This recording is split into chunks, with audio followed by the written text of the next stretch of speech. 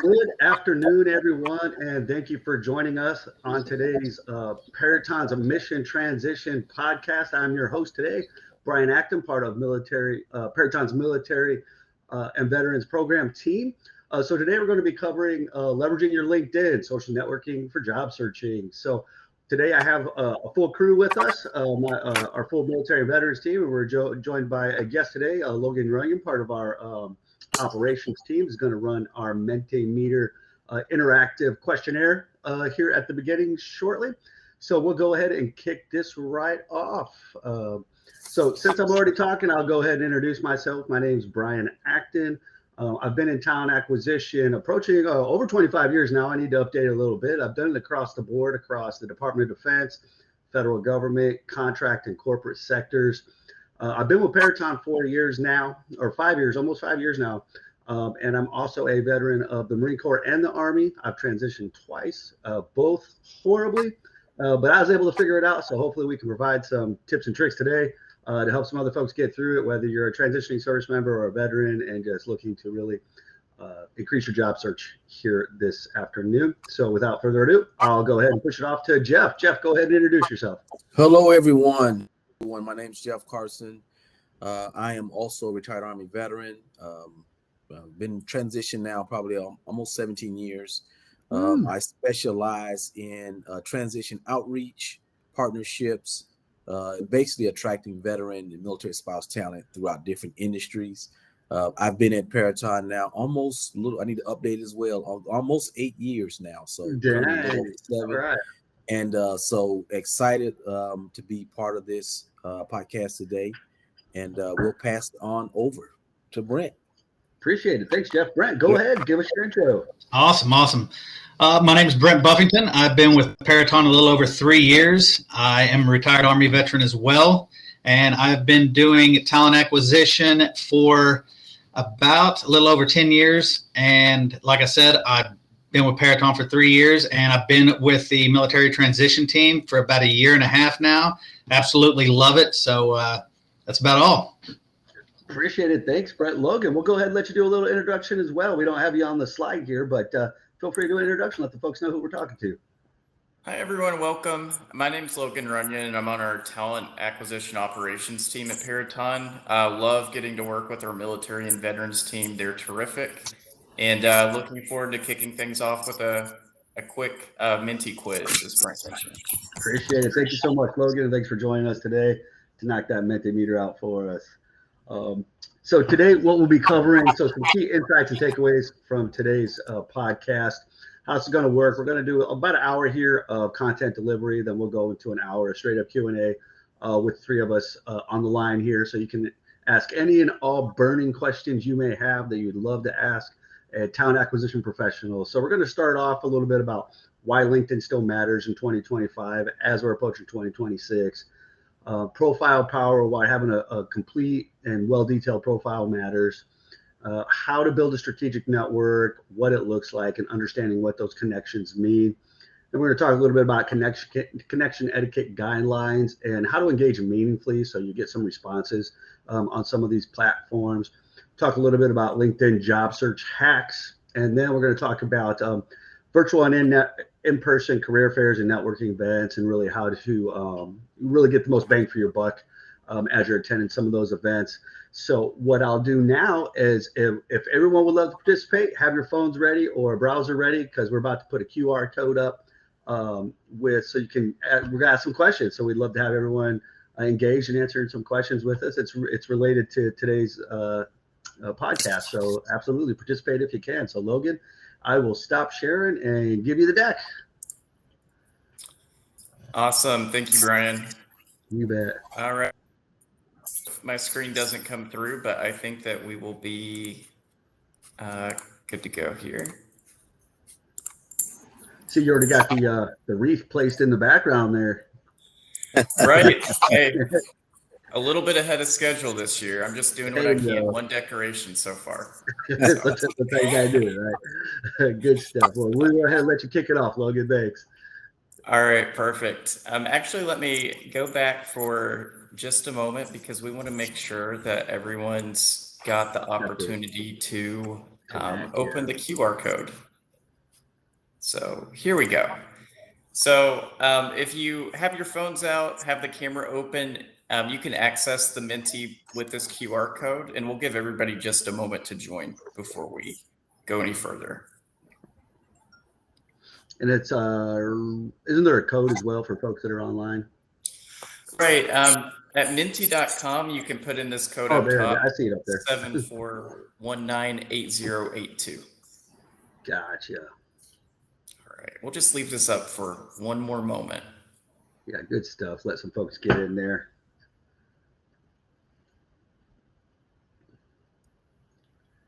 So when you start your job search, where do you go first? LinkedIn, Indeed, or other job boards, company career sites, or networking events or referrals? All right, got some good. It's across the board right now. I can see it's pretty even keel almost with some of the questions coming in, but I think we might be still waiting on a few folks to be able to get on. Right. I'll put the QR code up for another minute before we move on. Just another moment. Good stuff. I like seeing the diversity in answers there. Okay, here we go. So our next question, what part of your LinkedIn profile do you think recruiters notice first? Profile photo, your headline, the about summary section, or experience and skills?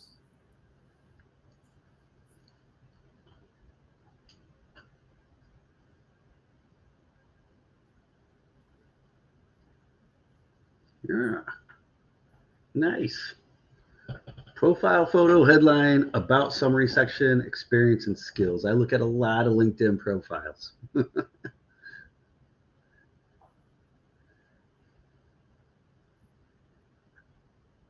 right. Are we ready to move to the next question, Brian? Let's do it. All right. 6 on headline. I like that. You can rank these most to least difficult, most being number 1. Which of these do you find the most challenging on LinkedIn? So building a strategic network, writing a strong about section, engaging meaningfully with posts, and finding relevant job opportunities. Good questions. Hope everyone likes the questions. I put them together myself. I think they're great, Brian. All right. So far, writing a strong about section seems to be winning the show. Let's see. It's a tight race.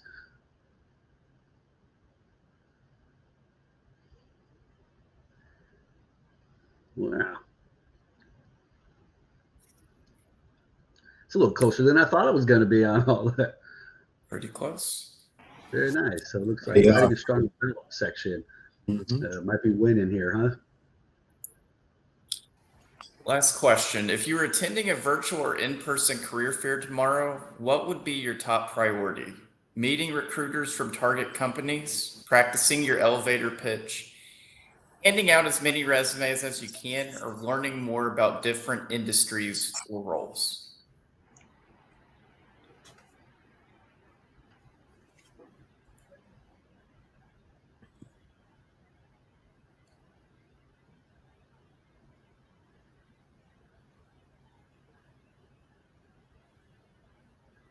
All right. Well, I think we got a clear winner on this one. I think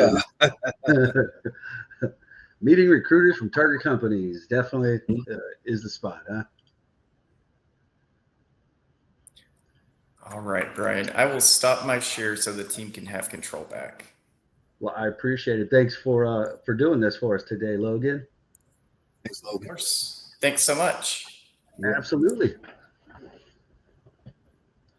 All right, everyone. So what we'll go ahead and do is go ahead and kick off today's session.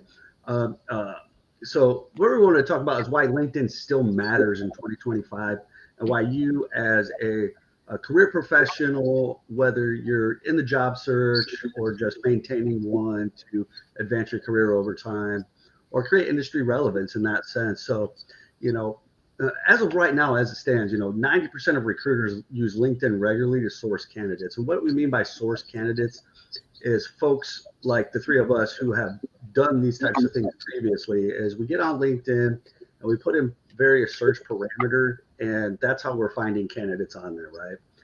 So we're being very specific with some of those search terms, and so that's why having a well built out profile is in your benefit.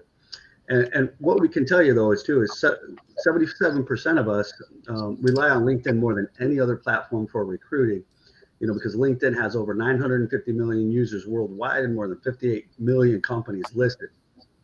So this is why it's important though too, when you start talking about why LinkedIn versus maybe some of the traditional job boards. Now, we're not saying don't utilize the traditional job boards, right? Because when you're in the job search, you got to use all the tools available to you, right? But legitimately, only about 30 to 40% of recruiters consider job boards a primary sourcing tool. And the reason for that is applicants from the job boards typically represent a higher volume, but a lower match quality compared to LinkedIn. So really what we mean by that is if everyone's used those types of apps before on your phone, or if you've seen, any of those other platforms where you can go on there and just a role pops up and you can swipe right and say, yep, I'd like to apply to that one type thing. So a lot of people do that. So you might get 1,000 candidates that apply, but legitimately only 4 or 5 of them may even be qualified for the role. So that's why a lot of folks like to use LinkedIn as a sourcing tool, because we can locate and engage more directly relevant talent, going forward. So why your LinkedIn profile optimization matters though, because that's how recruiters and sourcers find you. So we pay attention to profile completeness and keywords. An optimized profile can be your ticket to a great opportunity. For me personally, my last 3 roles I've taken over the past decade have all come from LinkedIn, from someone reaching out to me on LinkedIn and so forth. So it wasn't from roles I applied to, it was folks looking for me. We also use, as recruiters, we use LinkedIn search filters to find profiles that match our specific job requirements. So we know how to create Boolean strings or syntax that'll help us locate and engage the right individuals on there. So having a complete profile helps you stand out in those lists when we make those searches. So using keywords that match specific job requirements and backgrounds that you're in, include the right skills, job titles, industry terms relevant to the career fields that you're engaged in or looking to engage in if you're trying to do a career reset, those type of things. Certainly put your location, current and past roles, and any certifications you've obtained over the years into your profile, because we'll use a lot of those things to locate and engage folks as well. So that's kind of a basic breakdown of why LinkedIn is very important. And it also helps with your career progression as well, helps create yourself with industry relevant, whether you're in the job search or not. So having a well built LinkedIn profile is good to have, even if you're not in the job search at the moment, because you never know when you may be in the job search in the very near future. And, having that thing done and ready at all times is always good too. And it's so easy to do. Jeff, Brent, anything you wanted to add in on, why LinkedIn still matters to you guys? Yeah, those are just some good foundation points that you went over, Brian. And just a simple one, just to highlight, is just simple your location. If for example, if we're looking for someone with a help desk tech or cybersecurity person, having something like your location, like the Washington D.C. metropolitan area. And I know you'll go a little bit more into stuff like clearance and stuff like that. So just having a foundation, not leaving anything to be, left out that people can guess. Because I would tell you, sometimes I've seen people profile and it doesn't say what location or region that they're in. And sometimes that may be, something that may cause you to be looked over as far as in the filters. So right. I think as we'll talk a little bit more about the Boolean search, have the foundation. So, there's nothing missing. So you'll be included when recruiters are doing that Boolean search and looking for people. Absolutely. Brett, anything you want to add on this one? Definitely what Jeff said, but also having that complete profile does matter, and definitely always look for those keywords. If you're looking for one specific job, make sure that you're mentioning that you have every certificate listed on that profile whenever you're doing your LinkedIn. you want to make sure all those are on there, because whenever we're skimming through those, that's absolutely one of the things we look for right off the bat. Absolutely. Thank you so much, Brent. So profile power, breaking down an effective profile though. So you definitely want to make sure you build your profile to completeness on there, right? Starting off with the headline, I think when we asked our question, we asked folks, what was probably one of the most common things recruiters or sourcers may look at when we immediately see your profile. And headline is definitely a huge one, right? Because it's going to typically dictate what your primary skill set is, right? Cybersecurity professional, logistics professional, operations manager, whatever it is you're putting on there, that's kind of like your source identifier, right? That you're a person that has this skill set, so that it helps us draw attention to your profile and makes us want to click it and look at it, right? Because it's more than just a job title. It highlights your target value to someone that's searching for you, right? And adding your clearance in there too can also be a good one at the same time, because as a source or as a recruiter, there's plenty of times we're looking for cleared talent, and we want to know that the person we're looking at out the gate meets the clearance requirements that we're looking for. Now, we do understand that sometimes there's going to be restrictions on what clearances you can put in there and so forth. But as sourcers and recruiters, we are very adept at also reading between the lines and understanding what some of those things mean at the same time. So we know how to read through some of the ambiguous stuff at the same time. A banner image, using a professional or industry themed banner that references your field. So if you're a cybersecurity professional, defense or technology professional, have that banner in there that kind of represents that. It's not a necessary thing in outright terms, but it creates that professional picture, right? And last but not least, so when we start talking about just the beginning of your profile and what's important, the profile photo is important though, right? Choose a clear, approachable, professional-looking photo. Especially as service members, having a photo in uniform is okay, but ideally you're going to want one, not in a uniform, or you don't want one with, sitting in a car with your sunglasses on, stuff like that. It's minimal, but you'd be surprised how much that really matters when you're reaching out to people, and you're engaging some of that information and looking at folks and going through lots and lots of profiles, right? The summary and about me section, a lot of you picked on this one as well. And really what it is your chance to tell a brief story. Tell us who you are, what you do well, and what you're looking for. You want to keep it short and conversational, but focused at the same time. So you want that information to be easily readable, right? So if you've got, a 3,000 character about section, I might not be hitting the spot because it could be too much information. You want to be able to skim over it and get a basic understanding of who you are. Cybersecurity professional with 20 years of experience, something like that. But obviously you're going to expand a little bit more that's relevant about you. And then when you start getting down into your experiences, when you're putting in your job titles, locations, using bullet points to highlight accomplishments, not just job duties. Think of it in terms of impact and metrics, kind of the tasks, actions, and results of what you've been producing in some of those roles. Skills and endorsements. It's okay to reach out to folks you work with or folks you've worked with now or in the past and ask for an endorsement, to say, hey, can you write me a quick endorsement, put it on there about things I've done while I was working for you or around you. Those add a little bit of credibility to a profile as well.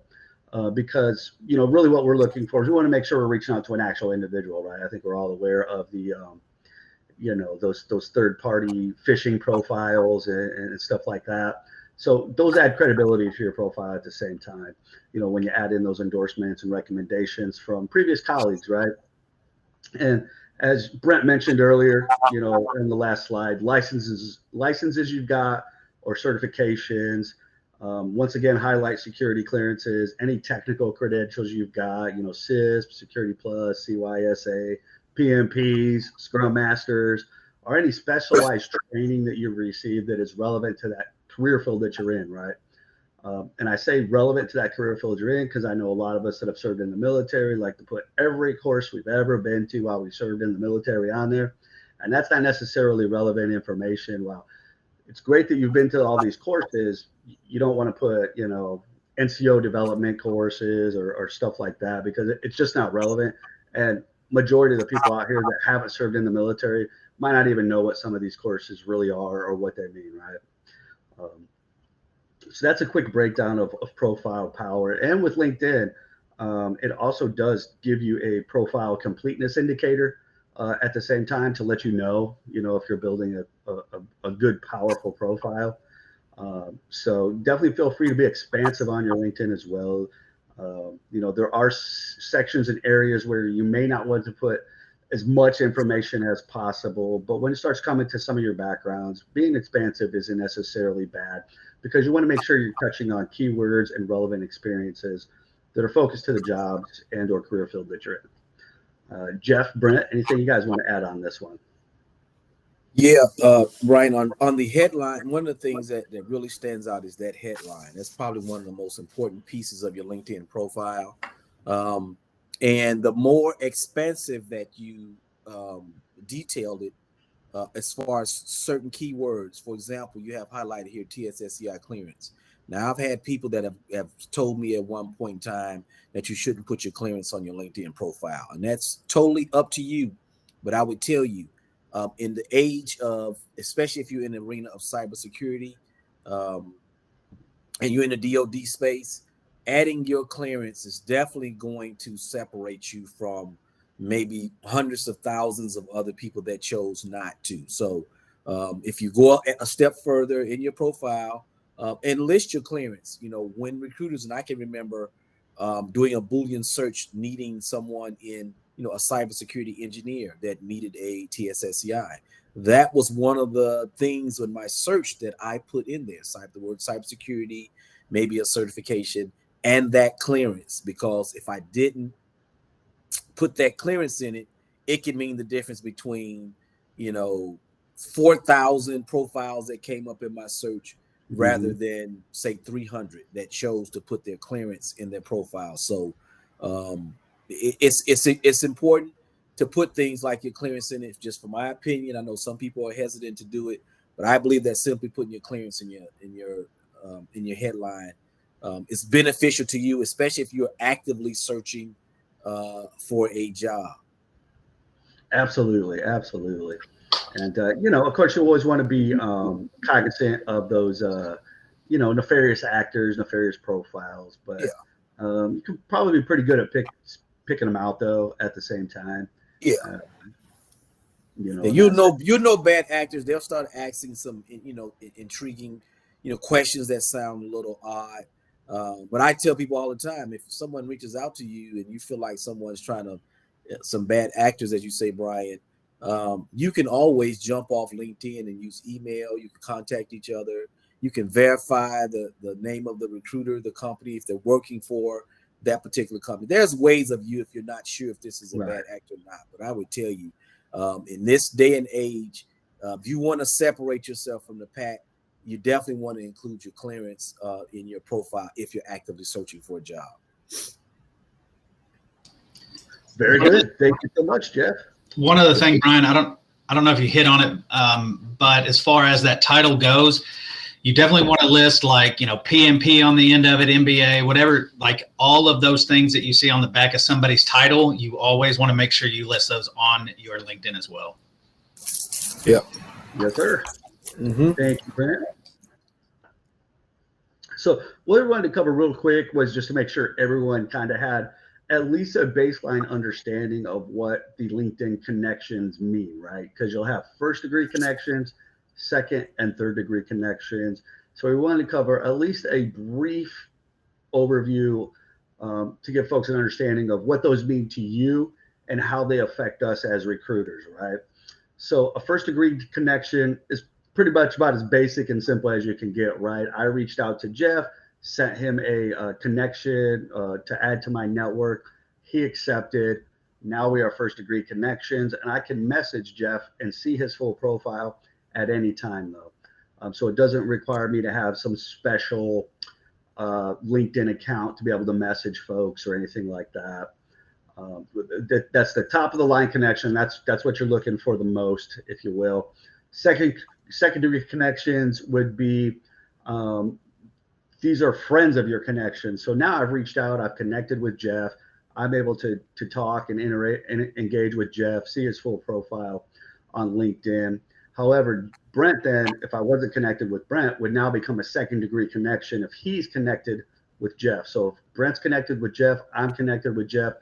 We're both second degree connections to each other in that sense. And you'll see those other people that you have in common, which makes it easy to ask for an intro or send a connection request. So if I can see Brent's connected with Jeff, I can be like, hey, Brent, I see you're connected with Jeff, just looking to engage with other professionals in my industry, would love to connect.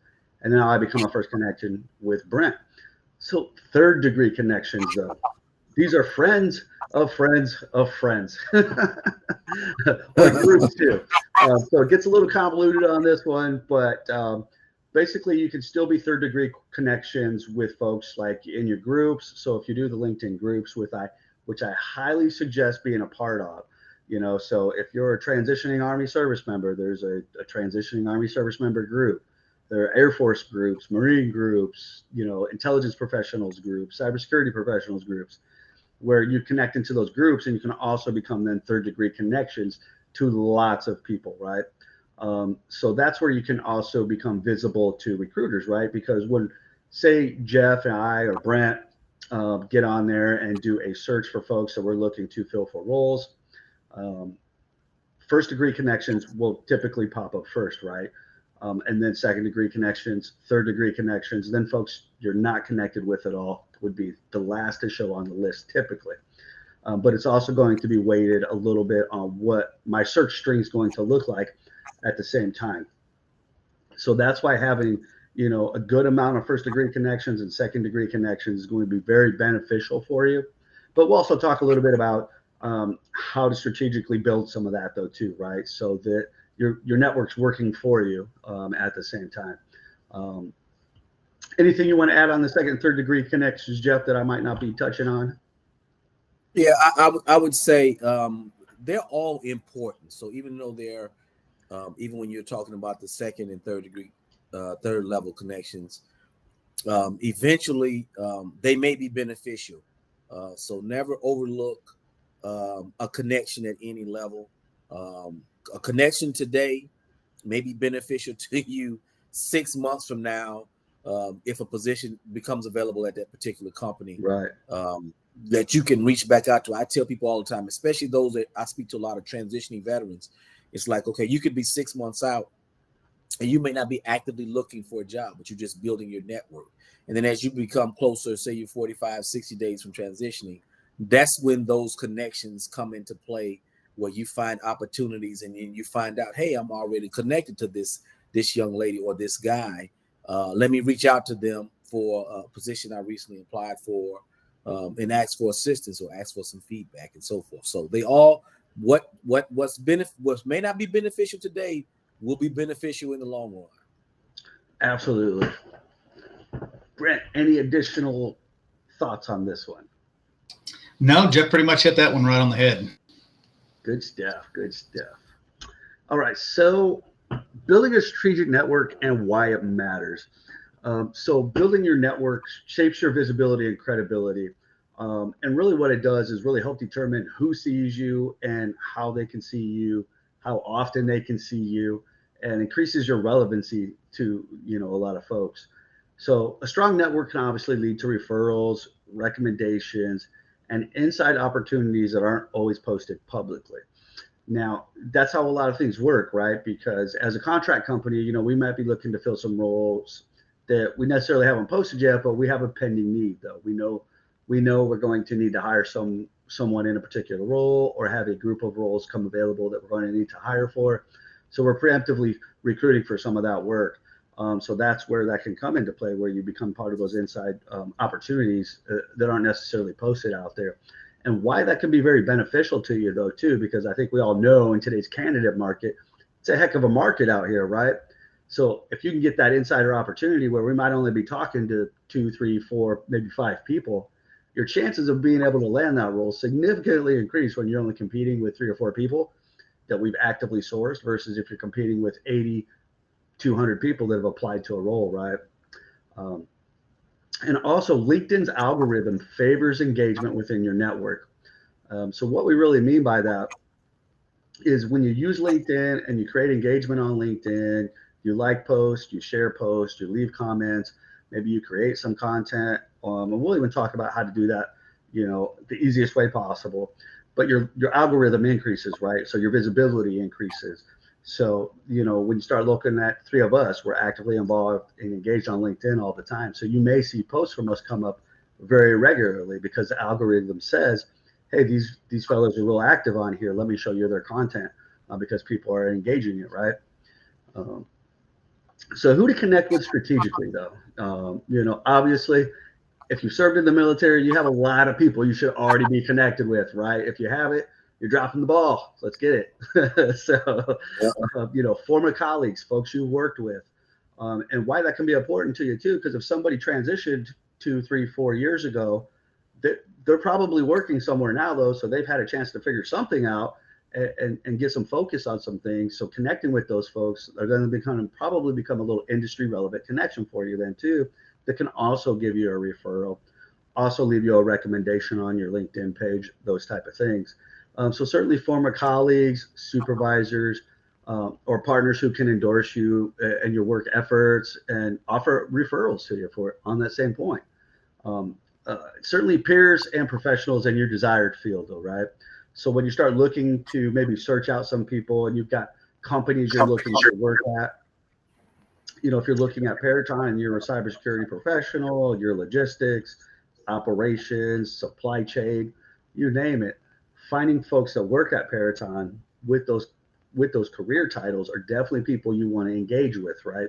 Because that could be your network of folks that when it comes time to ask for a referral, you can say, hey, Jeff, I see you're a cybersecurity professional over at Peraton. I've been applying to a couple of roles.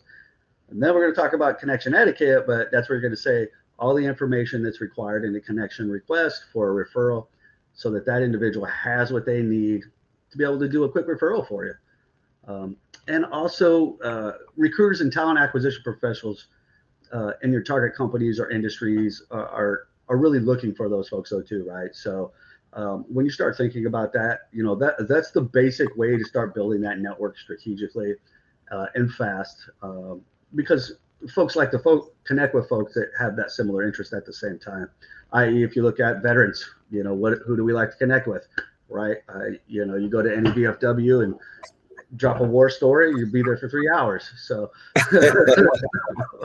so that's kind of the example. So it's kind of something similar to that, right? Where you build these networks and then you can start engaging content, engaging your LinkedIn algorithm and start getting recognition and visibility on there, right? Because LinkedIn does create you sometimes in the searches like that, because it'll tell me as a recruiter or a sourcer, if I'm creating a search on there, it'll tell me, hey, Jeff's active on here and he's more than likely going to respond to my message. But then I might say, well, Brent hasn't been on here in 6 months. He hasn't dropped any content, not likely to respond to a message from you. So those are key reasons why doing some of this stuff is important, because it's going to rank you based on your activity to the folks that are searching for you at the same time. Jeff, Brent, anything you want to add on strategic network building from this phase? Yeah, on the one thing that really stands out to me, Brian, is when it comes to former colleagues, supervisors, and partners. The one thing about LinkedIn, it's really a open source, has open source functions to it, and I'll explain it this way. For example, say 20 colleagues that was in your section, and from your last assignment, and you could easily go and check to see where they're at just by name. Say there's 5 people that you served with, colleagues or supervisors. You can look them up on LinkedIn, and say, for example, you find 2 or 3 of them and they're out of the military. You can easily click on the profile, see the company, click on the company. If they're employed, click on the company that they're currently working for. You can go to their careers page and see if there's any opportunities out there that's a match or similar to the position that this person that you knew, that you're looking at their profile. You can see an opportunity. You can say, hey, I think I'm a match for it. Maybe apply for it, then reach back out to your person that you served with and say, hey, I just applied for a position with your company. We served together in Korea or whatever. So the sky's the limit when it comes to connecting with those former colleagues and supervisors and partners, especially if you knew them personally and you were a good worker, whether you were their superior, subordinate, or colleague. So that's just an example of how you can not only connect, but do a little dig deeper and to check out the company that they're currently working for and look at their careers page. So this is a crucial step when it comes to who to connect with. And last but not least, you have the recruiters and the talent acquisition specialists. This is the majority of us are on. I mean, if you're in talent acquisition or a recruiter, you're not on LinkedIn, then I don't know what rock you're living under, but we are always on it. And you mentioned earlier about Brian about the job fairs,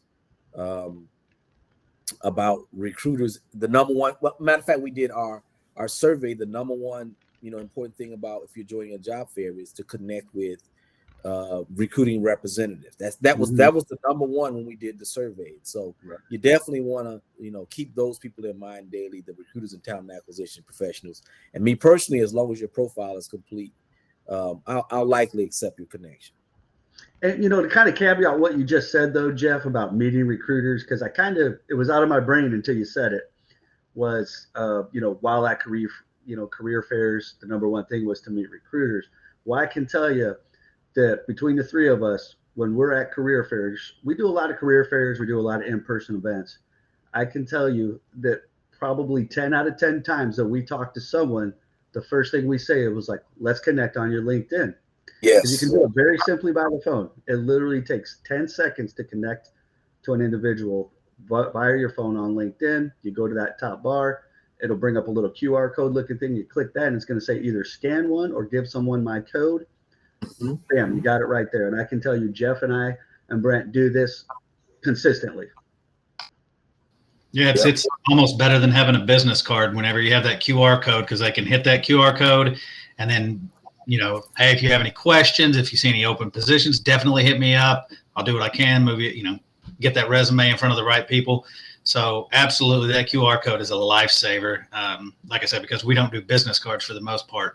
That is our virtual business card. Right. And let's be real, though. How many times, I couldn't tell you how many business cards we've probably given out over the years as a team, right? But you know how many people probably connect through me through my business card? Probably a handful at best, right? Yeah. Because they all come out LinkedIn through the business card. And you don't have to remember either, because I'll show up on your LinkedIn. You'll show up on my LinkedIn, those type of things. So that's why it can also be a very beneficial tool, and easily, build your network fast. I mean, when we go to networking events, I basically walk around with my phone out like, let's connect. It can leave there with 20 or 30 first degree connections right there, which then bolster your second and third degree connections, right? So if I'm connected to 10,000 people and Jeff's connected to 10,000 people, and you connected with both of us, you just became a second degree connection to 20,000 people, right? And that's how you can quickly engage it and grow at the same time. It seems like a simple task, Brian, but it is crucial to going beyond just applying for a job and moving a step further to reaching out to your connections to ask for assistance and insights when it comes to your application. It is one. I know we're hitting on it. We're beating it over the head, but it is such an important step in the process. It really is. It absolutely really is. So when we start talking about those two, what we really wanted to cover was some connection etiquette guidelines and engaging meaningfully with folks on the platform at the same time. We get a lot of these, right? So we get message after message after message after message in our LinkedIn inboxes, right? We have very powerful networks, so folks are actively engaging with us on a daily basis. So connection requests, sending connection requests sounds easy, and it really kind of is, honestly. I personally, I don't require much in a connection request, right? But it depends on the user though, right? So if you're a cleared professional working in the intelligence community, you're probably not going to accept every request you get to connect, right? You might click on that profile and vet that profile a little bit before you accept the request. So that's why having a complete profile in the first place is key. But adding a personalization note shows that professionalism though too. I mean, if I'm connecting with Jeff, I just met him somewhere, or I've seen him on LinkedIn, or I know who he is, or if I don't know who he is, I'm going to send that connection request, and I'm going to put a little bit of a message into it, right?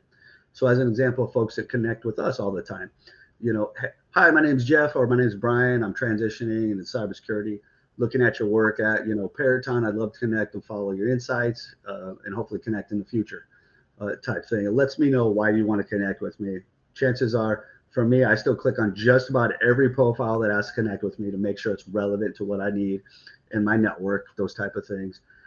But also when you meet people though too. So if you're out and you're gathering business cards and connecting later, if you're not doing the connect on the spot, it can tell you like, hey, Jeff, met you at this career fair last Wednesday, putting a connection request together, want to connect with you.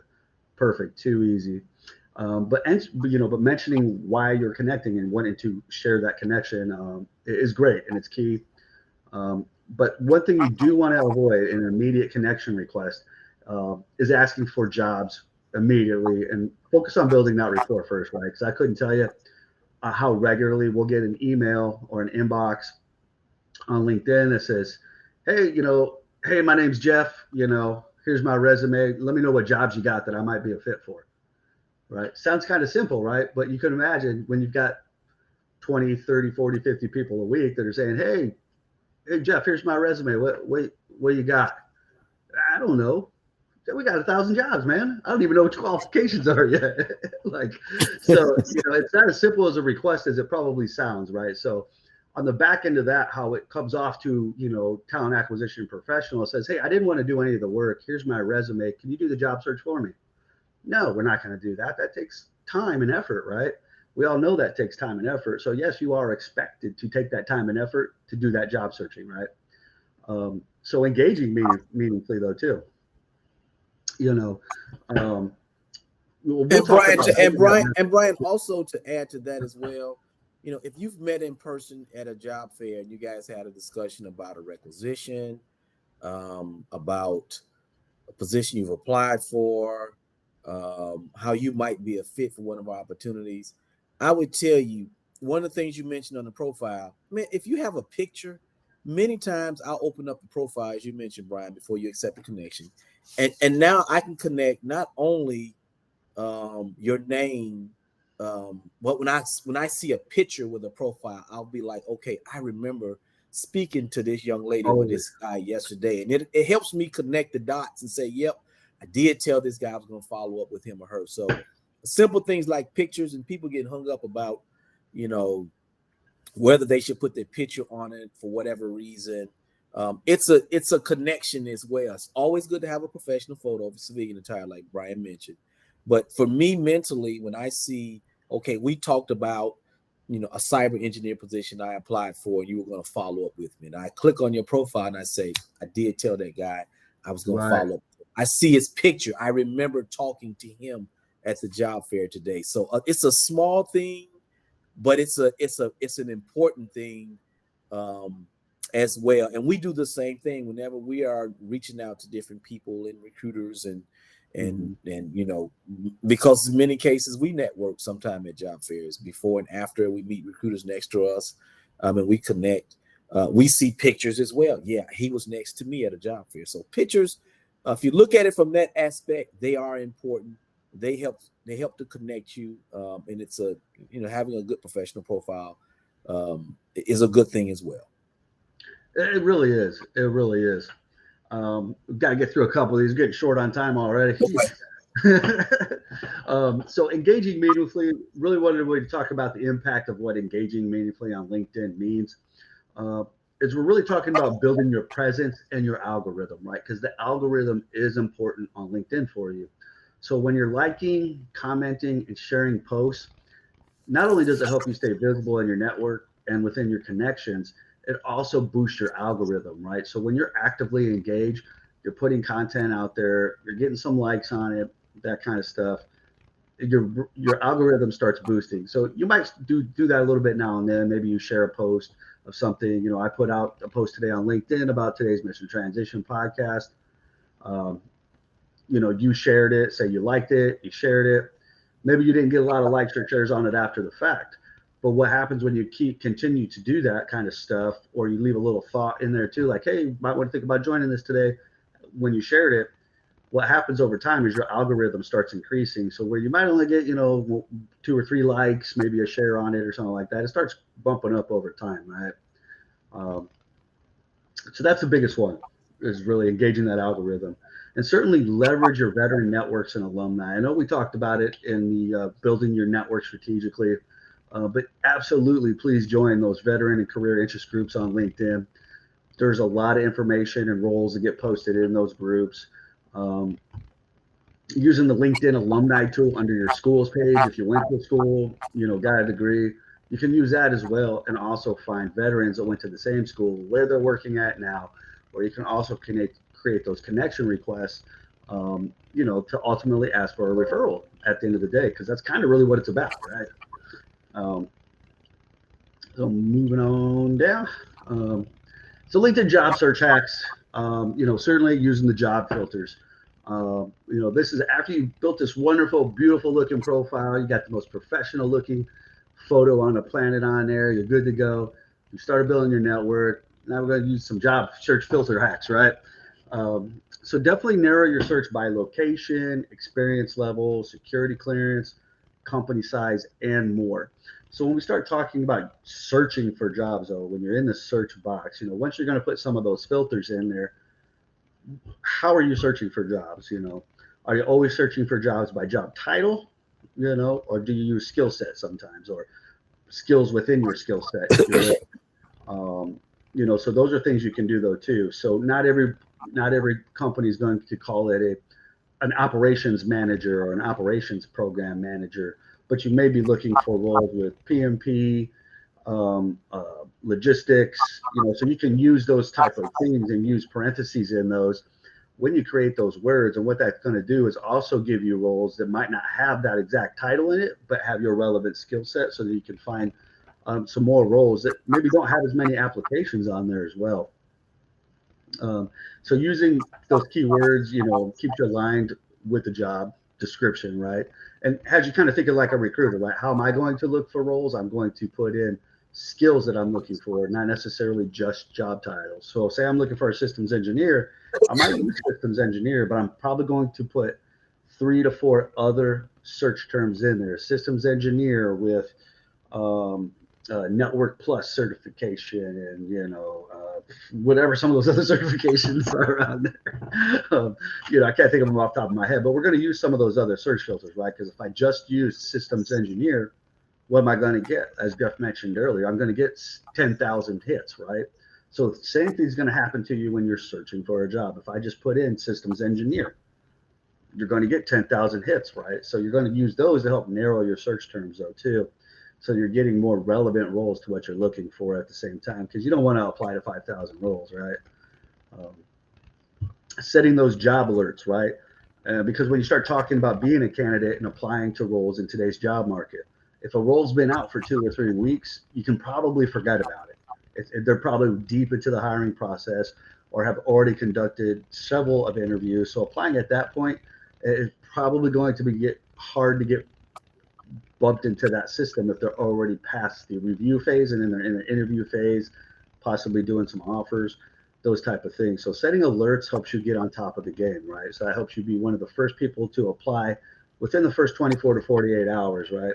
Because those are the ones that often get seen first. Because as recruiters, as people that have worked in the talent acquisition community forever now, what I can tell you is we don't just wait to hire. You know, our company makes money by hiring people to do a job. So if 3 weeks have passed, the company's lost 3 weeks of money. So we're not doing that. We're actively in the hiring process at all times. So think of it like that as well. use the open to work function on there, right? So it gives you that little banner like you see on there. It'll say open to work. That lets us know you're actively seeking roles, right?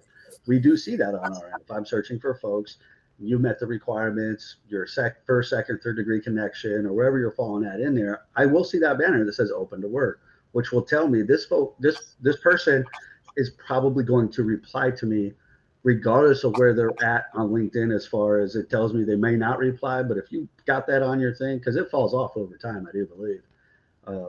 So if you've got that on there, that lets me know that you probably recently put that on there within a such and such time window, those things. So using those kind of things on there can certainly help stand apart. But one thing to add in when you're doing using LinkedIn to search for roles, there's a couple things to keep in mind. A, when you look at a job on LinkedIn, you might see in the quick apply button, right? You'll see that apply button, and it's probably going to say some really big number right next to it. 600 people applied to this role. Negative. That is not how that works. What that is telling you is 600 people clicked the link. So that doesn't mean 600 people applied to the role. That makes 600 people click the link. We don't necessarily every time have 600 applicants to every role we put on out there, right? Okay. So keep that in mind. What that tells you is that's people that clicked the link, not people that applied, and certainly not people that were qualified that applied at the same time. So don't let that throw you off. If you see a real big number there, definitely apply. And another thing to think about when you're using LinkedIn or any other third-party job board for that matter is you can never apply to a job at Peraton or a majority of other companies until you apply directly at our company website. So you can't apply to our company through Indeed. You can't apply to our company through Monster. You cannot apply to our company through LinkedIn. You have to apply through our company. And you've applied when you get an email that says, thank you for applying. If you don't have that email, you have not applied. And if you did get that email, check your spam because it goes out every time, right? So I want folks to keep that in mind. Jeff, Brent, anything you want to add on this one before we move on? Yeah, that's a great point, Brian. You get that confirmation email. Also, on the going back to the job search linking, here's a quick hack. When you're searching, for example, just quickly, if you're looking for a help desk position, when you go to your LinkedIn profile on the search at the top, type in the word help desk jobs, hit enter. When it comes up, it's going to list a lot of help desk opportunities, but don't click on the job, click on post. It's going to show who posted that position. So in addition to you going to search and applying online, you can connect with that recruiter and ding with him and say, hey, I just applied for a position that you recently posted. So if you get a chance, go to search desk jobs, hit enter, and don't click jobs, click on post. It's going to show the actual person who posted that job. So now you have a direct contact, and usually it's going to show the date that he or she posted it. He posted it today, yesterday, 2 days ago, last week. The reason being that this is important when Brian said, if the position's been posted a month ago, the likelihood is it's a ton of people that's going to be applying for that job, especially if it's a simple job such as an uncleared position, a help desk position, some type of analyst or HR. So in many cases, if you're speed is everything. So if you see a position, you do this quick search as I just mentioned, and if it says this person posted this job today, right, now you're a front runner to be able to tailor your resume, apply, and then reach out to that recruiter that actually posted that job. Great information, Jeff. Love that. All right. Moving on down. We're almost getting to the end here. All right. And then we're going to the Q&A. So what we wanted to briefly touch on, though, too, and then we'll get into, what kind of information to add into a message to close out. But virtual and in-person career fairs and networking events, kind of some basic what to do, what not to do. And this comes from the eyes of us, right, as the folks that are at the career fairs that are talking to hundreds of people that day and those type of things. So there's ways you can really stand out to us, and there's ways to not stand out to us, right, in that sense. So when you talk about, Jeff said earlier, what do you do the day before you go, those type of things. So certainly researching the companies. Most career fairs will give you a list of the companies that are planning to attend that particular career fair. So certainly looking what companies are there, what companies are going to be relevant to your career and what you're going to be doing. So as an example, at Peraton, we're a large company. We have a lot of different careers, but knowing what we have available every day is not something I'm going to know, right? Like we're big. I don't know what jobs we have available today necessarily, if that makes sense. So, what you don't want to do is show up and be like, hey, here's my resume. What do you got available? Once again, I have no idea, man. I'm at a career fair, right? Like, I can pull my phone up and we can start looking through it, but you're losing the professionalism game there because if I've got to do that, my question is like, well, what did you do then before you came here? Why am I looking up jobs for you on the career website, right? So it doesn't mean we won't do it, but you want to start thinking ahead. Like, do you really want to be that person, right? When there's people in line behind you waiting to talk to the recruiter too. So certainly have an updated resume and your LinkedIn profile, LinkedIn profile updated beforehand. Definitely have a printed copy and a digital copy of your resume ready, right? That's what makes me and Jeff different, right? We both go to the same event. Jeff will take a whole bunch of paper resumes, right? And I'm always like, no, just email it to me, man. I don't want to, so that's the difference. So have each version of it, right? Because you don't know who you're going to get. Some companies will say, we don't take paper resumes at all anymore. You got to email it to us. You got to put it in. We got to put it in our applicant tracking systems and stuff like that. Those type of things. So keeping that in mind, that's why you want to have both versions of that, and always make sure you've figured out how to do the LinkedIn engagement piece through your phone, right? Practicing your elevator pitch. I always hate calling it an elevator pitch because it's not really an elevator pitch. You should be able to tell me who you are, what you do, and what you're looking to do pretty easily, and certainly within less than 2 minutes, right?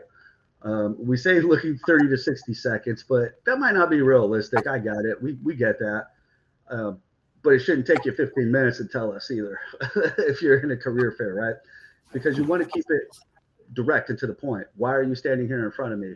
I'm a cybersecurity professional. I got 10 years experience. I got TSSCI clearance, looking to see what Peraton might have. Cool. With that way I know precisely who you are and what you're looking for. And I have a common core knowledge of what the work Peraton does though, right? So I know, hey, yeah, I'm really interested, man, because I know we have that kind of work. Let me take your resume, email me your resume, and then I can follow up with you when we start talking about the roles we have available, right? Certainly engage with confidence, ask thoughtful questions, expressing interest in specific roles you might have looked up prior to coming in there. One we run into quite a bit, especially with our transitioning service member crowd, is going to be, well, what are you looking to do when you transition out? And it's really tough for me to know how to help you if your answer is, well, I'm not really sure yet. I don't know. Well, you don't know. I'm struggling to know too what to do next. So having some of those moments with yourself where you've really put focus and direction into what your next career move is going to look like, in that sense, will certainly help out. But we talk about how to do that in other podcasts, but we just wanted to mention it here today. And that's kind of the bulk of it. A big one is don't monopolize that individual's time. Be respectful of others waiting. Try to get in and out of there in 3 to 5 minutes or less after you're talking to somebody, because it's a networking event, it's a hiring event, right? So it's to exchange information. Let us know who you are. We let you know who we are. We exchange those contact informations, exchange information, and we move on, right? And that's about all I have to add on this one. I know Jeff and Brent probably have a few things on this one. Yeah, the one thing, Brian, you pretty much covered, man. This is all the details. The more prepared you are, the better off it's going to be. Like you said, avoid, asking, tell me a little bit about your company. That's just, you should have already done that. Right. If you've applied for a position, you haven't had any feedback or you're following up, if you walk up there and with your copy of your resume and a job ID number and say, hey, I applied for a position, want to know if you can give me some feedback or follow up. Can I follow up with you? And you connect on LinkedIn. And when you connect on LinkedIn and when we correspond and you provide that same thing, hey, we spoke today. Here's a position I applied for. Here's a job ID number. Here's a resume. You've done your due diligence. when those types of candidates, they get more successful feedback from that recruiter representative because you've done a lot of the legwork, as Brian mentioned, as the two things to do. And the things that when you don't do your due diligence, then you kind of fall to the wayside and you don't know what kind of jobs we have. You haven't searched the careers page. If you knew what companies were there, and you should have done some research. So I think the more effort you put into it, the more you'll get out of it. So you covered it excellent with the do's and the don'ts, Brian.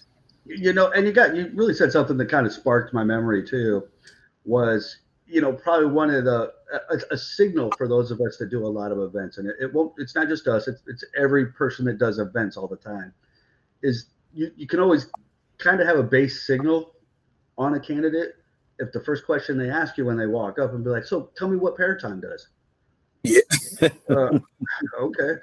Well, of course we know what Peraton does and we'll tell you and that kind of thing. Yeah. But that's usually a good candidate signal. Am I right, Jeff? If somebody asks, what Yeah. does Peraton do? Well, we're probably not what you're looking for then, because if Yeah. you don't know what we do, then probably not doing what we do. Exactly. Look, we all have a thing called a smartphone. While if you're waiting in line and there are 10 people ahead of you and you patiently waited and you got all the way up to the front of the line and you said, I've heard great things about Peraton. Can you tell me a little bit more about your company? I'm thinking for the last 10 minutes, you've been waiting in line. You could have Googled Peraton and did some research while waiting in line. You could have ran us through ChatGPT and got a summary of what Peraton does and our opportunity. All those, it's being, time is of the essence when it comes to engaging with a company representative or recruiter. And you only get so much time. But when you have not done any work and you're standing in line and you know nothing, that's like you said, that's a like, man, not one of those candidates. And like you said, we're professional. We're going to tell you a quick summary about Peraton, but it's a little disappointing to have people walk up to us and ask that question when they've been waiting in line. It really, and what you got to think about as a candidate though, too, if you're asking it, imagine how many other people asked us that exact same question that day. So that's probably our 80th time repeating the same thing at the same time. So you can see how, if the career fairs were going on for 2 hours and you come to us and say, what does such and such company do? You're like, okay, here we go. The one with the seagulls, like, and Yeah. So just to give folks an idea of why being prepped for some of that thing could really help you look good at those career fairs though as well. And then as we're getting ready to close out and go into our Q&A, we'll talk about connecting. So this will apply to whether you're reaching out to folks on LinkedIn, sending us an email, you name it. You want to use this format everywhere though. So how to really request assistance from us, from our team, but this goes across the board. And the last slide will of course have, how to contact our team. If it's your first time connecting with us, absolutely attach your latest resume, right? Because sometimes just an email address or a name isn't going to do it. If your name is Mike Smith and I try to put Mike Smith in the applicant tracking system, I'll never find you, Yeah. If you've already applied to roles, and you should have, if you're reaching out, it depends on where you're at if you're transitioning or where you're at. But if you haven't applied to roles, that's okay. But if you've applied to roles already, let us know the role number. It's going to start with 2025 dash another 6-digit number. And the reason that's important too, because if you say, hey, I saw your operations manager role and I applied to it. If I put operations manager role in my applicant tracking system, I'll never find you because I have more than one at the company, right? And it's not just 2 or 3. There might be 15 or 20 in there that all have 200 or 300 candidates on them possibly. So now I've got to click through 1,500 candidates to find you, right? Don't want to do that. Qualification bullets. So if you've already applied to that role, you've given me the role number, send a brief summary based on the job descriptions, requirements, and qualifications on how you meet that role.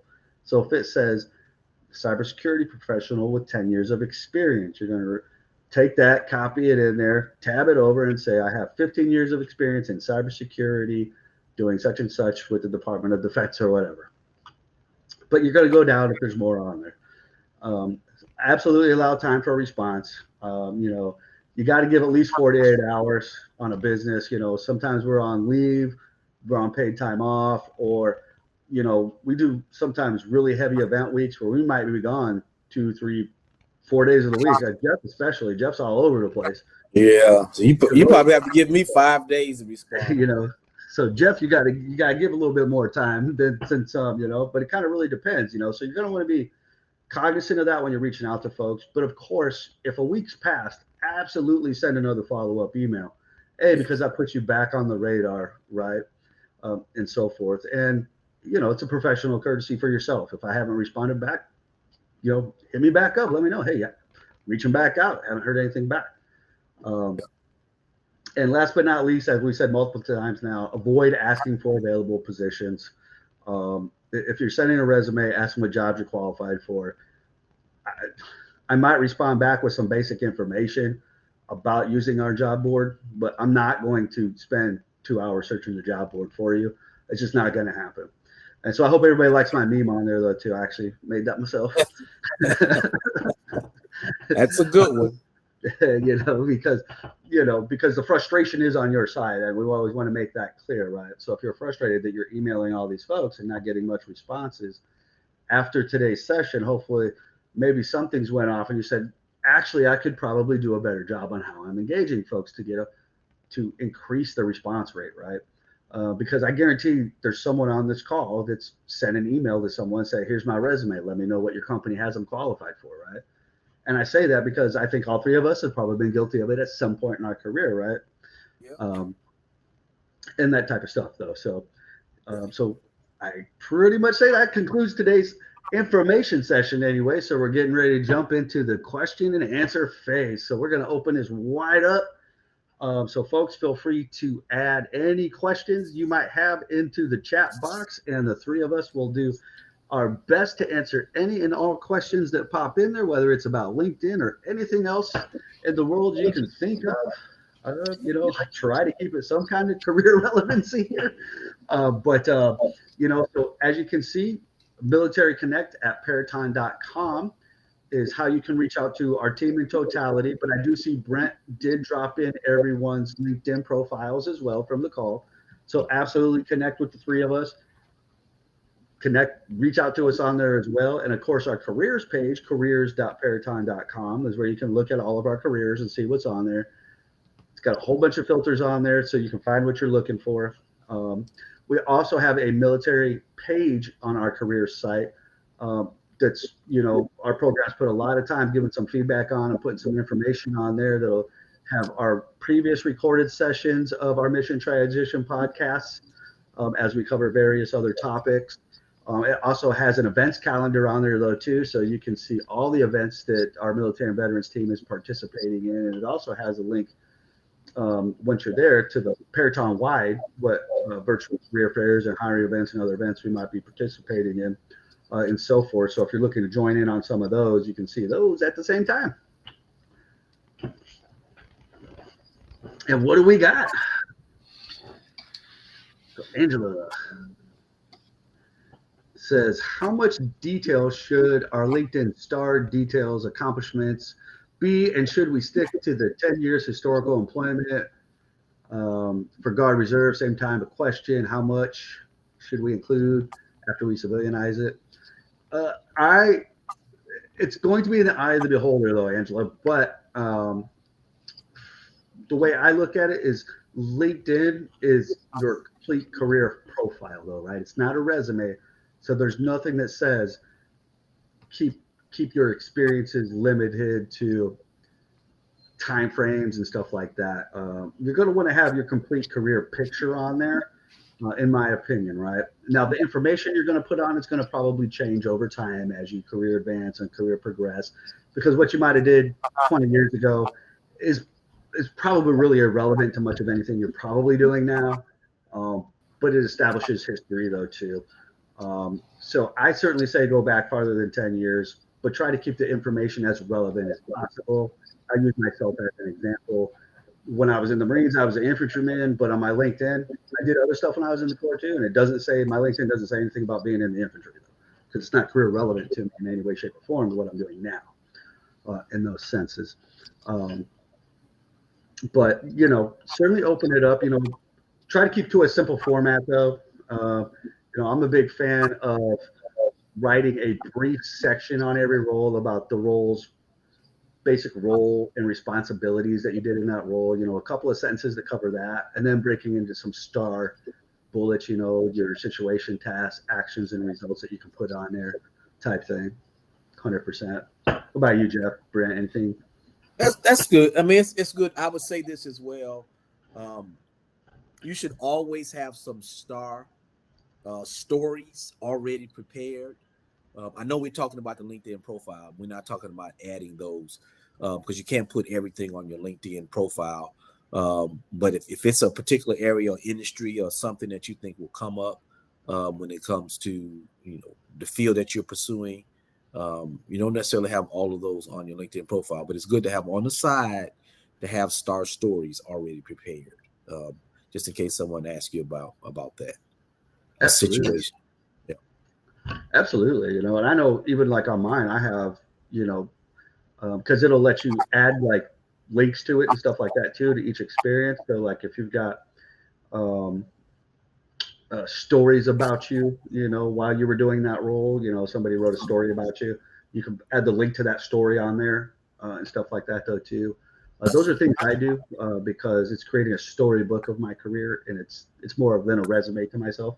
But I also do this kind of work though too, where I need folks to understand the relevancy of who I am and the work that I do. So Amy would like to know, can non-veterans develop their careers here in the future? Of course, absolutely. Yes. We cater to all. While we are the Military and Veterans Transition and Talent Acquisition team, we help anyone and everyone. We absolutely do. That includes, if you no affiliation with the military spouse, dependent, you name it, we will absolutely help. Because the information we're providing, while we do have all our theme focused to that group of folks, the military related community, the information is relevant regardless if you've ever served or not, or even been around it ever. So that's the beauty of it. So it's not just specific to those folks in that sense. What else we got? Do we got any questions from the back end that we might have missed, Brent? No, sir. I wasn't paying much attention to the. I left my mouse on the slide, so it scrolled all the way up. Sorry, guys. No worries. I didn't see any other ones I missed. No, Gotcha. sir. What other kind of questions we got, crowd? I know we got some folks out there to ask some questions. Like I said, it doesn't have to be about LinkedIn. One thing I did want to, whenever you were going over the career fairs and waiting in line and all that stuff, a lot of the times whenever we do these career fairs, we'll have some of the people, that are doing their due diligence. They'll research the company and they'll reach out to us, say, hey, I'm actually going to be at that career fair next week. I'd love just to come up, introduce myself, shake hands. And they kind of get all those questions out up front. So whenever, we do see them or meet them at the career fair, we do the face-to-face, it's extremely professional. They already know everything they need to know. Any additional questions that have already popped up or didn't pop up, we can answer right there on the spot. But I've seen a lot of people that do that, and I've had a lot of people reach out, and it's actually been pretty awesome whenever they do, because they're interested. They've already done their due diligence, so they don't have a million non-pertinent questions when they get up there or stuff that's just redundant. Absolutely, and for me, I've always thought, a career fair, there obviously are some companies out here that can. I've never worked at one where when we were at a hiring event that we could hire on the spot, if you will. It's always required a secondary step of connecting after the fact and doing a deeper dive, right, than we would want to do in a career fair, if you will. So I always find this a career fair, or that's why they're always called virtual networking events and career fairs and networking events, right? Is because the real idea is to really find that interior connection, right?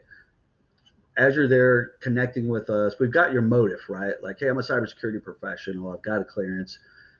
It's even rough to kind of talk about jobs on the spot sometimes because they're constantly changing, they're constantly shifting, those type of things. What it really is for us to be able to establish connection so that we can connect after the career fair and go into a deeper dive. Where I can be like, hey, Jeff, send me your stuff, send me your email, just make sure you put in there, hey, I'm from the career fair, so I remember, right? Those type of things. But then what it is, I'll send a follow-up email, be like, hey, pleasure meeting you over there. Here's the kind of information I need. Let me know if you're applying to any roles. And then Jeff gets that email, and then now he's got a chance to respond to me to say, hey, Brian actually applied to this role. Here are these bullet points of how I qualified for it, because in the email I send him, I'm going to ask, hey, if you're applying to anything, send me the bullet points, those type of things. So it's created your referral source in that sense. So I like to think of them like that. It's more of a way to connect with that interior force, understanding the communities or the companies that you're looking for, and finding folks to engage within that company. Brian, also to add to it as well, and I think many times job seekers don't know it, is that when you can connect with the actual person, they can give you more insight into that position that you applied for. For example, it could be a pipeline rec. It could be a proposal. The position could be on hold by the customer. The position could be recently canceled, where the customer is the government is no longer going to be. So, and the reason why, you would make it, because sometimes I was on a call yesterday with O2O, and they said sometimes recruiters ghost, and I let them know that sometimes recruiters are extremely busy, and they can't always respond in person in a timely manner than what you probably are expecting. And so when you have an inside person such as Brian, Brent, and myself, we could give you some highlights and say, hey, you know what? That position is on hold. I know you applied a month ago. It's on hold. So now it gives you some motivation to say, okay, I need to move on and look at another position at Peraton, or another position at another company, and so forth. So just those are intricacies that many times that having a person, when you go to an event, you can connect with the person. You can say, hey, what's going on with the position? I haven't heard anything. Now I can give you some feedback. The reason why, you're still in the pipeline, but the position is on hold, or it's a proposal position. So that's just an example of how many times I've helped job seekers to clarify something that, our recruiter just was either on leave, or was extremely busy, or was working on a different priority, and they just didn't have time, to get back to you immediately. Mm-hmm. Absolutely. I know Holly asked, said a few months ago it was a challenge to get considered without a TS clearance. I know it depends on the contract, but are we seeing more TS roles that allow for someone with an active secret to get in with an interim TS? Not particularly.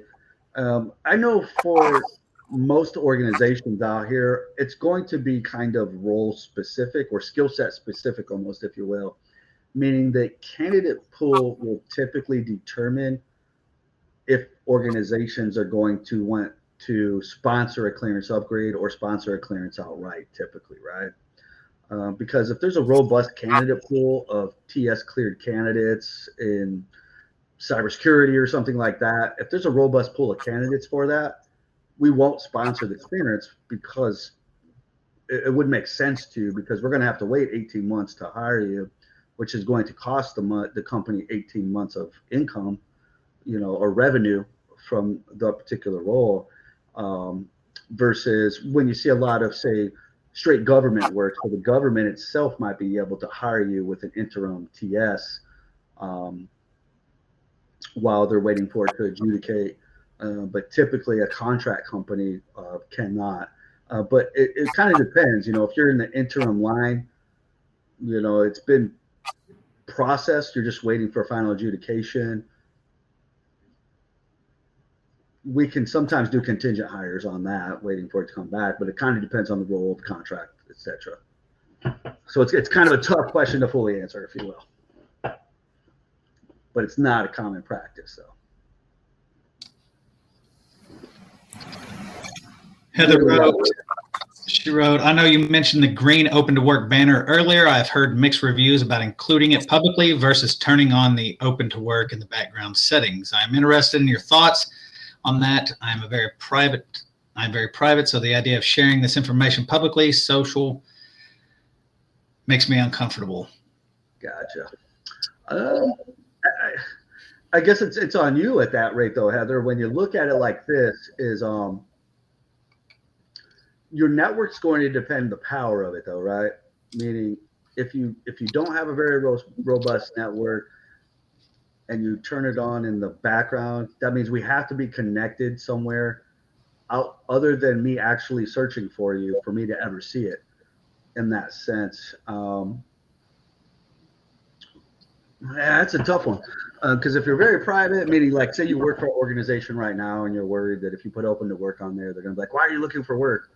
My personal opinion here, if you will, if an organization, if you put yourself open to work and an organization came at to you and wanted to know why you were open for work, that would be a concern. That'd be a red flag for me in the first place, right? Well, I would want to work for a company that would support my career progression in that sense, though, too. You know, so if they don't have anything internally, or if you're just looking to expand your career opportunities, I haven't worked anywhere myself where, I mean, I've been using LinkedIn a lot over the past 10, 15 years, and I haven't worked at any organizations that are actively like monitoring people, like that are looking for work through LinkedIn or anything like that. Now, I'm not saying you should be using your work computer to look for work, but I'm saying, you know, using that banner, it really kind of depends who you're worried about seeing it on there. Because unless you're doing a lot on there, the only person that's really going to see it is going to be folks that are looking for you or looking to engage with you on there. In that sense, right? But also means that only your first and second connections are only ones that could see it outright anyway. If they don't have LinkedIn recruiter type deal going on. And it depends, you know, there's a setting too where you make your profile picture public, which a lot of folks don't do that anyway. So there's a lot of nuance on there. I would personally say make it publicly available, you know, even if you're going to do it for a short time. But doing a background setting, I mean, I would do one or the other for sure if you're looking for work. What are your thoughts, Jeff or Brent, on that one? Yeah, I mean, if you're looking for work and you're out of work, now, I'm not talking about if you're presently employed. That's kind of be your call. But if you're out of work and you're looking for a job,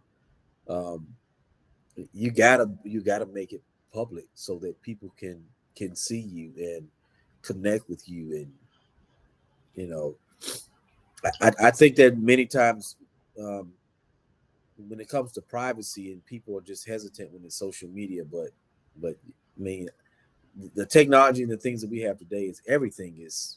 I mean, if you put your resume on Indeed, Clear Jobs, you're putting it on a platform where different people within an organization have access to it. So it depends on your state. If you are desperately looking for work and you need to have employment, you have to bypass all of those. You know, I'm just a private person. You'll just, you know, you'll limit your ability to be seen by those that are looking to hire people with your background and to grow, you know, and to grow in your network. I mean, I get that all the time from transitioning veterans that the government has told them to stay off social media. I'm like, you're going to be unemployed listening to a former employer. You're no longer, you know, in the military, and you have to, you know, get out there to be seen. And sometimes people are just hesitant. I mean, even to the point of people not even putting their clearance on their resume. It's just, you know, I don't understand if you're expecting someone to reach out to you and ask you, do you have a clearance? You're running the risk of people just assuming you don't have one. And so that's just an example. But when you are desperately looking for a job and you need employment, hey, you got to take off all those things that's restricting you from being seen by those that do the hiring. But, you know, there's a little piece of knowledge we could drop here, though, too. You know, I think this question it got my brain thinking a little bit, though, too, about what would make the difference really here is if you do it in the background setting, because the background setting, it says make it only visible to recruiters. I believe that's what it says. It's something similar to that. But to give you an example, so a recruiter account is actually something that the company would have to pay for me, right? So I'll give you an example. So a recruiter account, like per license, it changes every year because they always have to renegotiate it. But tell me if anyone thinks I'm way off, Jeff or Brent, but a recruiter license is literally like 10 grand a person. It is LinkedIn Recruiter. So it doesn't matter if we're a $10 billion company. Do they want to pay, say there's 80 of us that are in talent acquisition here. Do they want to pay, $8 million for recruiter licenses for us? Yeah. So what I can tell you is probably not. I haven't had personally LinkedIn Recruiter version in probably 7-8 years.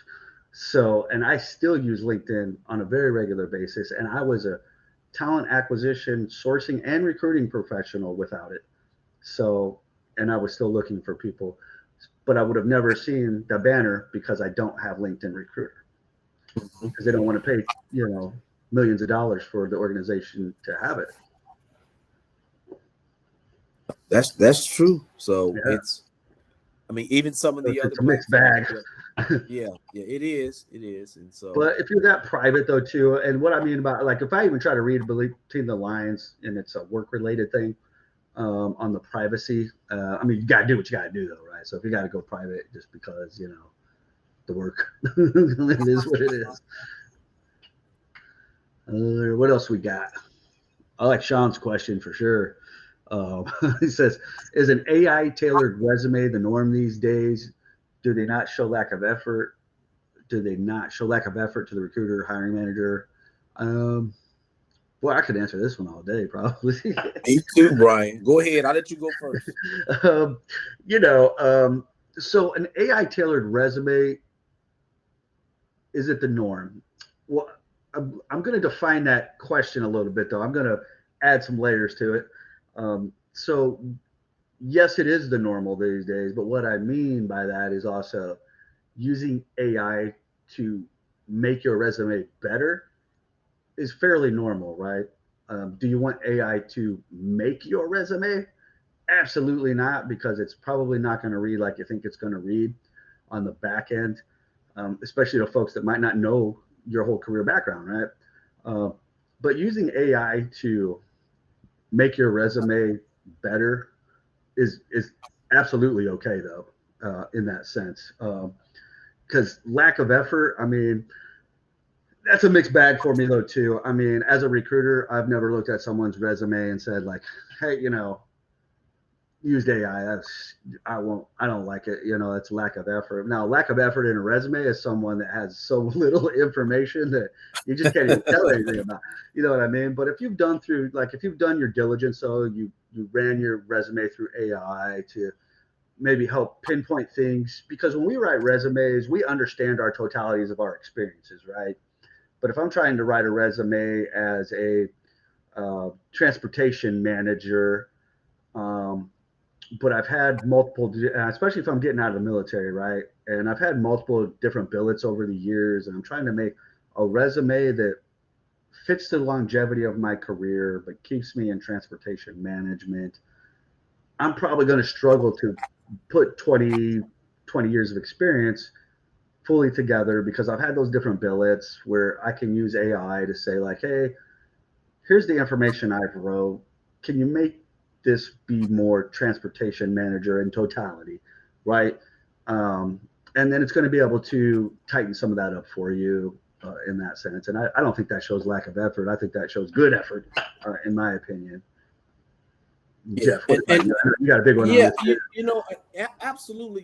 If you look at it this way, this is just one aspect. Before we had AI, people used to pay professional resume writers to help them prepare a resume when they transitioned out of the military, right?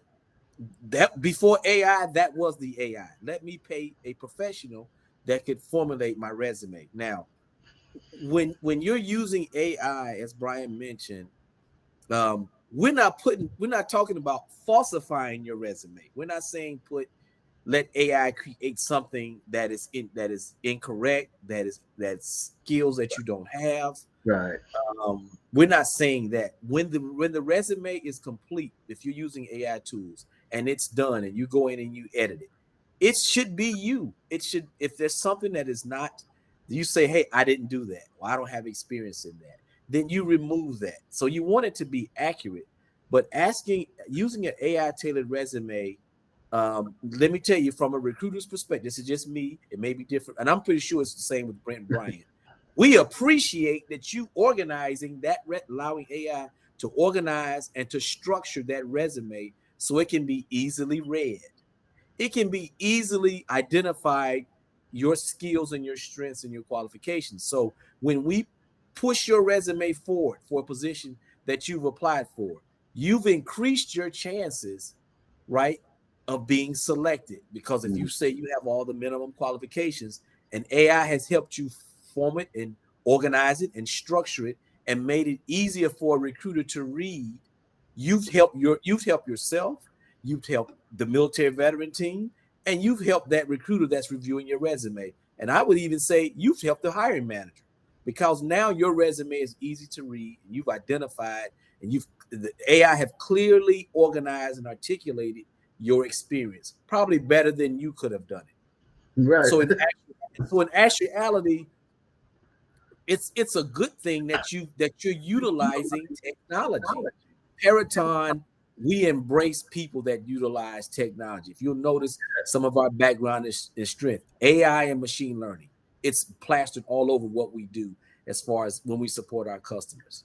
Yep. The reason why I'm so in-depth in responding to this, because I was on a call with 60 people from Onward to Opportunity, another presentation I gave, and someone asked that same thing: will a recruiter look down on me if I use an AI to help tailor my resume? Because reality is, there's some recruiters that's on LinkedIn, and I can tell when someone use AI and I won't use them. I don't understand why I don't understand when recruiters are against someone using technology. It's just like the internet. It's another technology that have evolved that we're now using.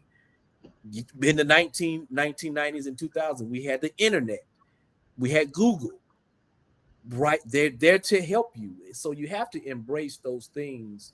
They're going to make it easier for everyone in the process. I know that's a long answer, but I just want to make sure everybody that's listening to how you're helping everybody with using this tool. Yeah. Well, and when you're thinking about it though, too, I mean, what's the company relevance though, too? So like when Jeff says, when there's that recruiter that says, I can tell if someone uses AI and I won't use them. Well, where's your company going? Because I can tell you right now that our organization, we literally have courses on talent acquisition and AI. Yes. So, I mean, we utilize it. I mean, I utilize it to put my LinkedIn post in together this morning. If anybody went on there, I helped it build the post. Did I give it the information? Yes. I did. I said, this is what I want. This is what I wanted to say. So I don't have to spend 45 minutes writing it out wonderfully and all this. I can say, this is what I want. This is what I wanted to say for this audience. Can you pump it out real quick? It pumps it out, right? So that type of thing. So I think Jeff's spot on. I mean, using AI to help tailor these things. And unless you're not doing any other touching to your resume or anything like that, I don't know about you, Jeff or Brent, but I would only be able to spot if you're using AI if you're not doing any other touching to it. If you just ask it to create your resume for something, we'll probably pick it out, because AI it likes to give the same kinds of grammar, punctuations and stuff like this, and spots that don't necessarily need them sometimes. So yeah, you could probably pick some of that out. But if you've done your work on it too, you couldn't tell. I don't think I could tell anyway, to be honest, if it was done, with care and effort. Yeah, I mean, before AI, people paid resume writers. They paid people hundreds and in some cases thousands of dollars to create a resume. We didn't hold that against them then. So why are we holding against it now that it's a free resource that people can use, understand it? And it helps people. I just think that it levels the playing field. And sometimes people that are professional resume writers are people that at one point they dominated, where you had to pay these professionals to do something. Now you don't need them anymore. And so it's not that you're lying. You just ask this system to help you structure and organize it. It's Yeah, still you. It's still your qualifications. yeah.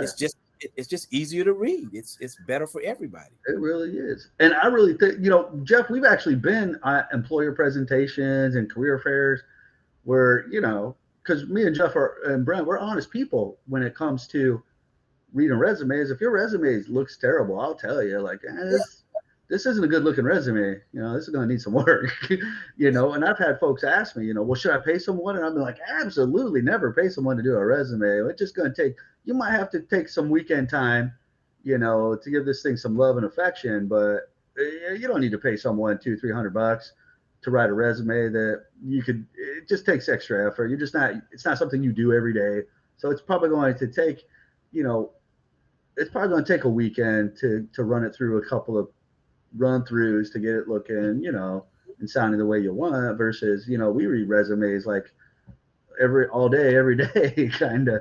Yeah. So it's like, we could probably do it a lot quicker. Yeah, I got it. But if you take it a weekend, I'd absolutely suggest doing it. And you can start off and you may say, I'm struggling. My resume is 5 pages long. And the AI may say make it 2 pages and shorten my opening statement. Highlighting these skills versus these. Yes. You may use paragraphs, and that's not a good format. So you may ask AI to not use paragraph form, use bullets. It'll structure them bullets for you. It's literally a tutor next to you that's a computer system. So yeah, it's no recruiter. I don't know a lot of recruiters that says if I see that someone use AI to tailor their resume, I won't use them. I have a problem with those type of recruiters, and I would move on because I don't, especially if you're in the if this recruiter's in the business of helping veterans and you tell a veteran that, I don't know if you're a veteran friendly recruiter. Nah, I'd question that totally too. Though. I'd probably even tell you like, yeah, nah, man, you ain't on the same level, dog. So Richard, he says, do you still think it's important to have mentors who help you with resume writing, job interview practice, and networking? There are a lot of free mentor programs out there for vets.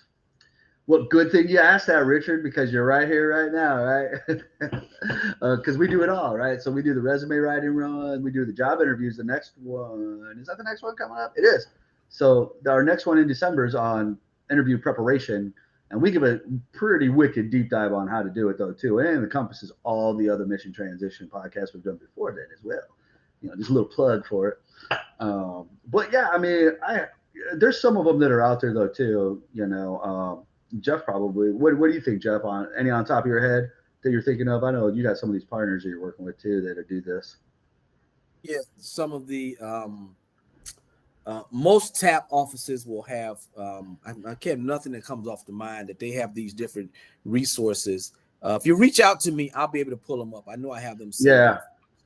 Different organizations that help when it comes to interview prep, networking.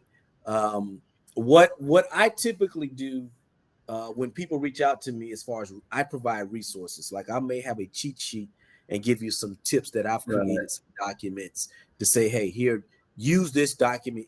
I've created it specifically for tailoring your resume. Here's one specifically for job interview. Here's one specifically of how to create star stories. I try to do those because I'm so overwhelmed with LinkedIn requests and people asking questions. I had to create quick documents to refer them to help them out. So I typically do that. I'll typically give you some type of cheat sheet and some resources, but if you definitely reach out to me, I do know there's some organizations that can give you one-on-one. But I believe that whenever you're, like Brian mentioned, when you're on the weekend and it's just you and everything's closed, that's the reason why I created many of those, some cheat sheets to help you that you can do it on your own. And it kind of really depends on where you're at in the process, though, too. Yeah. A transitioning service member versus if you've been out here 4 or 5 years, what you're going to need to work on is probably going to be different than when it comes to resume and interviewing. Because you've probably been through some too, versus, if we're working with someone that's been in the military 25 years and is putting their first ever resume together and interviewing for jobs really the first time ever, and those kind of things, it's kind of a different learning curve and experience, if you will, at the same time. What do you got? 109. Okay. Well, we still got about 20 minutes. We can still offer up, once again, want to certainly thank everyone that's stuck around with us. We've been kind of doing our Q&A back and forth and everything like that. I just want to make sure everybody, who's still on can see, I left it on the screen, the militaryconnect.peraton.com. It's a good way to reach out to our program team. Certainly reach out to any of us on LinkedIn as well. Brian Acton, Jeff Carson, Brett Buffington. We're all on LinkedIn, active and engaged users. Career page right there, careers.peraton.com. Absolutely come over to it. Look at the roles we have available. We also have our military page on there where the podcast Jeff, Brent, and myself have put together over the past 6 months are going to be on there. We try to cycle them out every 6 months, because the information does change. So if you go to that military page, you'll see our calendar, our previously recorded sessions of the Mission Transition podcast. But I highly suggest coming back to the next ones though too, because I do change the information pretty regularly based off some of the calls and the questions we got as an example at the beginning. I don't think we have really any other questions coming in. So I guess we can probably just do some closeout statements real quick. I'll just go ahead. Hey, Brian, just to add to this as well, I'm going to put in the I actually just did in the chat. The page. Yeah. The page. So when you click on this link, if you scroll down, you will see our recorded podcasts. So, and the reason why I mentioned is from the gentleman that said about mentor. The way sometimes it can be difficult to get a lot of one-on-one time with mentors because of people's schedules. Yeah. You can always refer back to. I believe I have tons of mentors. They don't even know they're mentoring me. That I follow. Yeah, we all have. You can find you a mentor and you can follow them. But this is how we electronically mentor people. If you go back and watch some of these podcasts, that's just one of like the example of the one that you participated in today. Decoding job description, translating, resume aid optimization, leveraging LinkedIn, mastering interview success. Go back and watch those recorded sessions and have your notepad and take notes. And you can always go back and watch them again. You can watch them, listen to them while you're driving in your car, while you're cleaning your house, whatever. You can, I just believe that you never know what nugget that you're going to learn that you can use. It really is. Get you over the top to get your job. Yeah, I mean, I think we can all say that obviously it's a podcast. It's a lot of information. I can't tell you the whole hour of information delivery on every podcast going to be the most compelling piece of drama you're ever going to hear, right? But, really what it is eventually, you will hear us say something in those during probably each podcast that you weren't aware of though, or it was some knowledge you gained. There could be that little piece you were missing that could compel, your application success forward and your success as a candidate forward in that sense, So that's the biggest thing to get from them. I don't think we're pretty interesting guys. Probably Brent more than the other two of us. Brent's a really interesting guy. That's why he's so quiet. That's exactly right. He is. You can tell by his background, folks. He's a really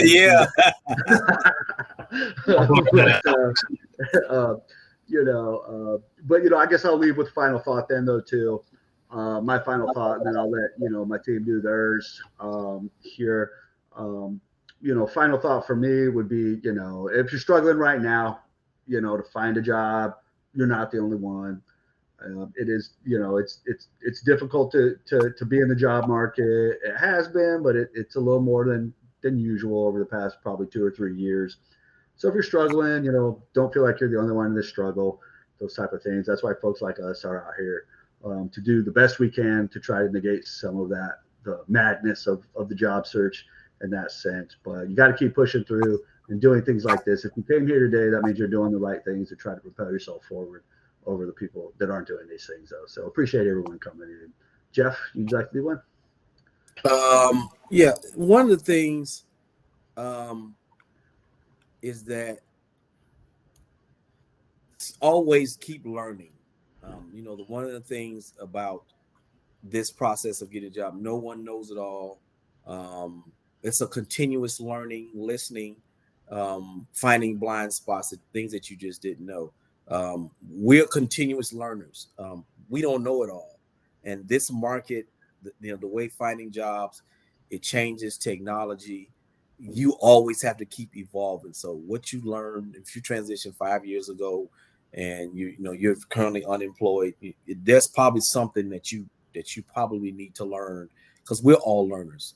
This whole team, we don't know it all. So I would always tell you this: keep learning, always keep your eye open. Even when you get a job, don't figure I don't have to learn anymore, because you never know when you'll be back in this situation. One lady said on LinkedIn, and I'll leave it at this, she said, there's no guaranteed jobs out there. As long as someone's signing your paycheck, you don't have job security. So you always have to continue to keep learning. Yeah. And I'm going to throw a little interesting fact about Jeff out there. I haven't seen the whole thing, but I'm pretty sure he's probably got one of the most amazing Air Max 90 shoe collections you've ever seen. I do have about 15 pair, Brian. I know this guy. I'm telling you, folks. That man knows his Air Max 90s, okay? I had to buy shoes. I needed shoe store. I had to buy shoe stores. I know. I was about to check last time. Be like, are we the same size by chance? All right, Brent, what do you got? What are your final thoughts? Final thoughts are, if you have a question, definitely ask it. Don't ever be afraid to hit up one of us or one of the recruiters that you see online on LinkedIn. If you have a question, definitely hit them up, ask them. If you're not getting a response, you're always welcome to hit one of us up, because a lot of things people look at whenever they're reading those requisitions and they're like, well, this sounds more like this. And they kind of take something for what they think it is. And whenever they send up that resume or they apply for those positions, they're going to automatically get dispositions because it was something else that they weren't paying attention to, or they just didn't know. So my biggest thing is never be afraid to ask those questions. So that's one of the biggest things. And if you have a question about a requisition, ask. A lot of you'll see 3,000 positions posted on our webpage right now. And don't get discouraged if you've applied to those and you haven't gotten an answer. A lot of those positions that you're applying for are for upcoming contracts that haven't been awarded yet. So we're just trying to get those resumes compiled, get them together to start reaching out. So it never hurts to reach out to one of us, say, hey, can you at least check in on this? Can I get a little bit of feedback? You're never going to bother us, I promise you. Unless you're asking, what do you have available for me? That will definitely get under the skin. I will tell you about Brent. That is not a fake background or a generated background. That is actually his background back there. My AI background. He's got more racks back there than I don't know. There's one or two. He went hunting one time. No. Yeah. Never got invited back. Never been back enough. Well, I appreciate on behalf of the Peraton's military and veteran team, we would absolutely like to thank everyone that's been here today. Everyone that's been here today and registered will receive an invite for our next podcast. For the life of me, I don't remember the date now. I think it was December 10th. It's a Friday. That was on Mastering Interview Success. It's a fantastic piece of information, folks. Even if you think you're good at interviewing, you can learn something from it, I promise. Are you looking it up right now, Jeff? Yeah. Yeah, I am. I thought it was December 10th, but now it's my brain's fighting my knowledge. December 12th, I bet. It is Friday, December 12th, I bet. That's it, December 12th. Yeah, Friday, December 12th, same bat time, same bat channel. We'll be in our holiday clothing. No, I don't know. But I appreciate everyone's time. Thanks for coming in today. And we look forward to engaging with each and every one of you as soon as we can. Thank you so much.